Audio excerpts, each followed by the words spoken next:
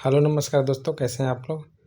यानी 25 तारीख को आपका 12th का रिज़ल्ट आया था, इंटर का रिज़ल्ट आया था, आप लोग जानते हैं। तो जो भी स्टूडेंट का रिज़ल्ट अच्छा नहीं रहा, मतलब कि किसी कारण आपका रिज़ल्ट अच्छा नहीं रहा, किसी विषय में आपका नंबर कम रहा या फेल हो गए, तो ध्यान देंगे। यानी वो अभी घबराएं नहीं, आप स्क्रूटनी के लिए, जांच के लिए फिर से आवेदन कर सकते हैं। बिहार बोर्ड के वेबसाइट पे ये आवेदन होता है। किस प्रकार होता है आपको मैं बताने वाला हूँ, वीडियो में बने रहें। देखिए, सबसे पहले आपको यहाँ पे लिखा हुआ देख रहे हैं कि स्क्रूटनी उत्तर पुस्तिका की पुनः जांच क्या होती है, इंटर में फेल होने के बाद क्या करें। तो आप बता देते हैं आपको क्या करना होगा। देखिए, लिखा हुआ है कि यहाँ पे यदि आपको लगता है कि आपने परीक्षा में अच्छा प्रदर्शन किया था लेकिन आपके अंक अपेक्षा से कम आए हैं, तो स्क्रूटनी एक बेहतर विकल्प हो सकता है। स्क्रूटनी ने के तहत आपको उत्तर पुस्तिका को फिर से जांचा जाता है। यानी स्क्रूटनी कराने से जो भी आप पहले लिखे थे एग्ज़ाम में, तो वही फिर से जांचा जाएगा। मतलब कि एग्ज़ाम नहीं देना होगा आपको, वही कॉपी आपको जांचा फिर से जाएगा। फिर अगर आपको बढ़ता है नंबर तो ठीक है, लेकिन उसमें क्या होता है कि घट भी सकता है, जिसमें 1-2 नंबर घट भी सकता है, बढ़ भी सकता है। आइए फिर आगे मैं बताता हूँ। देखिए, स्क्रूटनी के लिए आवेदन प्रक्रिया इस प्रकार होगा। यदि किसी विषय में कम अंक मिले हैं तो आपका उस विषय के स्क्रूटनी के लिए आवेदन कर सकते हैं। इसके लिए प्रति 120 रुपया शुल्क देना होगा। नहीं, एक कॉपी जांच करवाना चाहते हैं, जैसे मैथ या इंग्लिश या हिंदी का, तो 120 रुपया का आपको आवेदन करना होगा। देखिए, नंबर बढ़ेंगे या नहीं, नंबर बढ़ेंगे या नहीं ये मैं नहीं बता सकता पुनः, लेकिन इसमें नंबर घटते भी हैं। देखिए, स्क्रूटनी के दौरान यह जांचा जाता है कि उत्तर पुस्तिका में जोड़ने घटाने की कोई गलती तो नहीं हुई है। मतलब जो अगर गलती हो गई है तो घटा बढ़ाने में जोड़ते वक्त आपको गलती हो गई है, बढ़ाना अंक बढ़ाना था और घटा दिया, तो उस प्रकार आपको फिर से जोड़ा जाएगा। और अगर बढ़ेगा नंबर तो ठीक है, नहीं तो घट भी सकता है। देखिए, यहाँ पे लिखा हुआ है कि कोई त्रुटि मिलती है तो नंबर बढ़ सकते हैं। आमतौर पर नंबर कम नहीं किए जाते हैं, लेकिन यदि उत्तर पुस्तिका में कोई गड़बड़ी पाई जाती है तो अंक पूर्वतः रह सकते हैं। मतलब पहले जैसा रह सकते हैं। अगर कोई गड़बड़ी नहीं रहेगा तो फिर चेंज भी नहीं होता है। देखिए, आपको आगे देखिए, यदि आप 1 से 5 अंकों के अंतर से फेल हुए हैं या आपका प्रथम या द्वितीय श्रेणी डिवीजन छूट गया है, मतलब एक नंबर या 2 नंबर से आपका फर्स्ट आना था, मतलब 203 कितना 298 नंबर है, अगर 2 नंबर आ जाता तो फर्स्ट आ जाते, 300 नंबर हो जाता।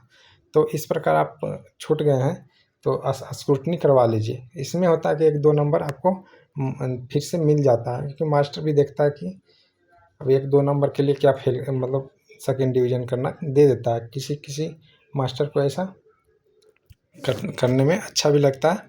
और देखिए, अगले वीडियो में मैं आपको बताया था पिछले वीडियो में कि किस तरह से आपको फॉर्म फिलअप करना है स्क्रूटनी वाला। देखिए, अब आगे बता देता हूँ कि इसको फॉर्म फिलअप करने में क्या क्या डॉक्यूमेंट्स लगेगा और कैसे कर सकते हैं आप।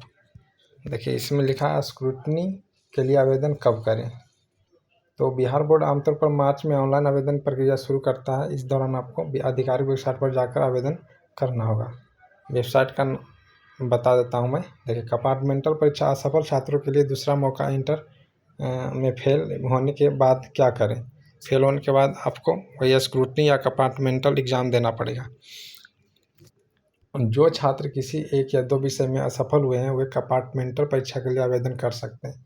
अगर जो छात्र फेल हो गए हैं, फेल वाले छात्र कंपार्टमेंटल का परीक्षा फिर से दे सकते हैं। मतलब जो विषय में 2 विषय में गलत फेल हो गए हैं तो उसका फिर से एग्ज़ाम होगा आपका। उसका अभी डेट आ गया है और डेट मैं आपको बता देता हूँ।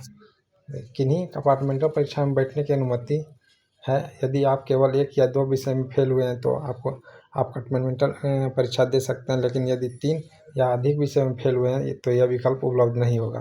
कंपार्टमेंटल परीक्षा या आवेदन और शुल्क।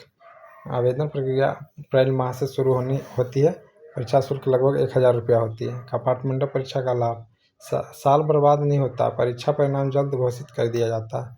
सिर्फ फेल हुए विषय की परीक्षा देनी होती है, पूरे साल दोबारा तैयारी करने की ज़रूरत नहीं होती है। कौन से विषय में कंपार्टमेंटल परीक्षा नहीं दी जा सकती है। यदि आप हिंदी अंग्रेजी जो अनिवार्य विषय है में फेल हुए हैं तो आपको कंपार्टमेंटल परीक्षा का विकल्प नहीं मिलेगा। ग्रेस नंबर क्या होता है ये सुन लीजिए। ग्रेस नंबर क्या, इससे कोई नुकसान है? इंटर में फेल होने के बाद क्या करें? बिहार बोर्ड कई बार छात्रों को ग्रेस नंबर देकर पास किया जाता है। यदि ग्रेस नंबर आप जान सकते हैं कि जैसे कि 30 नंबर में पास होता है तो 28 नंबर दे के स्टार दे दिया जाता है, इसको ग्रेस नंबर कहते हैं। ग्रेस नंबर मिलने पर क्या करें? अगर आपको 1-2 नंबर से ग्रेस देकर पास किया गया तो आपको किसी भी प्रकार की चिंता करने की आवश्यकता नहीं है, क्योंकि ग्रेस नंबर के कारण आपकी मार्कशीट में कोई नकारात्मक प्रभाव नहीं पड़ेगा। ग्रेस नंबर क्यों नहीं मिले? यदि आप 1-2 अंकों से प्रथम या द्वितीय श्रेणी चूक गए हैं तो आपको ग्रेस नंबर नहीं दिया गया है, तो यह पूरी तरह बोर्ड के निर्णय पर निर्भर करता है। मैं पहले ही बता दिया हूँ कि मास्टर को जैसा सूझेगा वो अपना हिसाब से नंबर दे सकता है। अगर उसको लगता है कि हम दे देते हैं बच्चे को तो ठीक है, नहीं लगता तो नहीं भी दे सकता है, उसका मन पे डिपेंड करता है। अब किस तरह से अप्लाई करना है आपको स्क्रूटनी और कंपार्टमेंटल का, वो अगले वीडियो में आपको मैं फिर से अपलोड कर दूंगा। किस तरह से करना है कमेंट कर दीजिएगा अगर जिनको भी भरना है फॉर्म। तब तक के लिए धन्यवाद, फिर मिलते हैं अगले वीडियो में। चैनल पर नए थे तो सब्सक्राइब कर लीजिए और लाइक कर दीजिए, शेयर कर दीजिए। धन्यवाद।